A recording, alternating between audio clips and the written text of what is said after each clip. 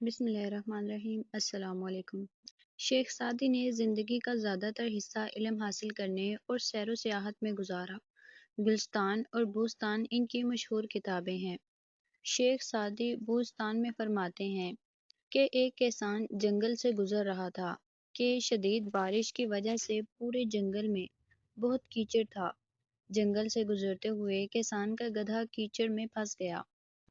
اس نے گدھے کو کیچڑ سے نکالنے کی تنہا بہت کوشش کی، مگر سب رائگاں گیا۔ کسان کو کچھ سمجھ نہیں آ رہا تھا کہ وہ کیا کرے۔ کبھی کبھی جب انسان کو کچھ سمجھ نہیں آتا تو وہ اپنا غصہ بلا وجہ دوسروں پر نکالتا ہے۔ اسی طرح ساری رات کسان پریشانی کے عالم میں سب جاننے والوں کو برا بھلا کہتا رہا۔ اس کی زبان سے نہ دشمن بچا نہ دوست، اور نہ ہی بادشاہ، کیونکہ جنگل بادشاہ کی سلطنت کا حصہ تھا۔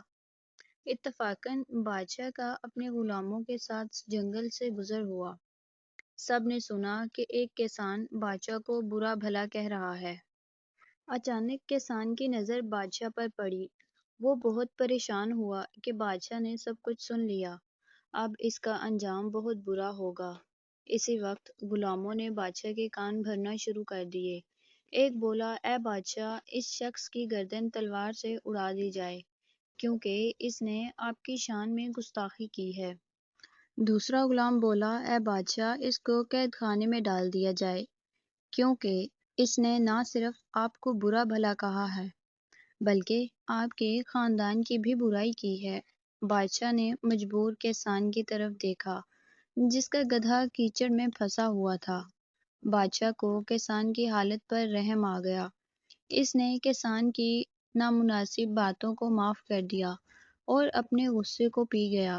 بادشاہ نے کسان کو انعام و اکرام سے نوازا اور ایک سفید گھوڑا بھی انعام میں دیا۔ پیارے بچوں، ہمیں اس کہانی سے سبق ملتا ہے کہ سچ ہے کہ برائی کا بدلہ برائی سے دینا آسان ہے، لیکن انسان کو چاہیے کہ برائی کا جواب بھلائی سے دے۔